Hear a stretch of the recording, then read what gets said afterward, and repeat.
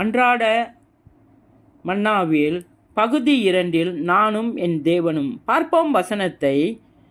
சாலமோனுக்கு ஞானத்தை தந்தவர் சாலோமோனிலும் பெரியவராய் எனக்கு ஞானமும் நீதியும் பரிசுத்தமும் மீட்புமாய் இருக்கிறார். 1 கொரிந்தியர் 1 வசனம். யோனாவின் செய்தி நினிவே மட்டும்தான், ஆனால் கிறிஸ்துவுடைய செய்தியோ முழு உலகத்திற்கும் உரியது. என் தேவன் யோனாவிலும் பெரியவர். மத்தேயு 12 வசனம். என் தேவன் நெபுகாத்நேச்சர் சிலையிலும் பெரியவர். தானியேல் 2 வசனம். அவர் உலக சிலைகளை மோதி அடித்து தானோ பெரிய பர்வதமாக நிற்பவர். தானியேல் 2 வசனம். என் தேவன் தேவாலயத்திலும் பெரியவர். மத்தேயு 12 வசனம்.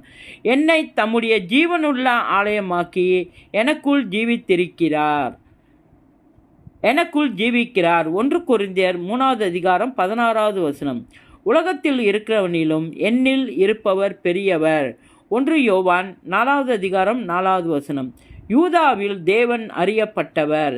இஸ்ரவேலில் அவருடைய நாமம் பெரியது. சங்கீதம் 76 வசனம். இயேசுவின் நாமத்தில் வானோர் பூதலத்தோர் பூமியின் கீழோருடைய முழங்கால் யாவும் முடங்கும். பிலிப்பியர் 2 வசனம் 10 வசனம். பிதாவாகிய தேவனுக்கு மகிமையாக என் இயேசு கிறிஸ்து கர்த்தர் என்று நாவுகள் யாவும் அறிக்கை பண்ணும். பிலிப்பியர் 2 வசனம். கிறிஸ்துவின் நாமத்தினாலே நான் எதை கேட்பேனோ அவர் எனக்கு தந்தருளுவார். யோவான் 14 வசனம் 14 வசனம். நான் புதிய எருசலேமாகிய தேவனுடைய நகரத்தின் நாமத்தை அவருடைய புதிய நாமத்தையும் என் மேல் எழுதுவார்.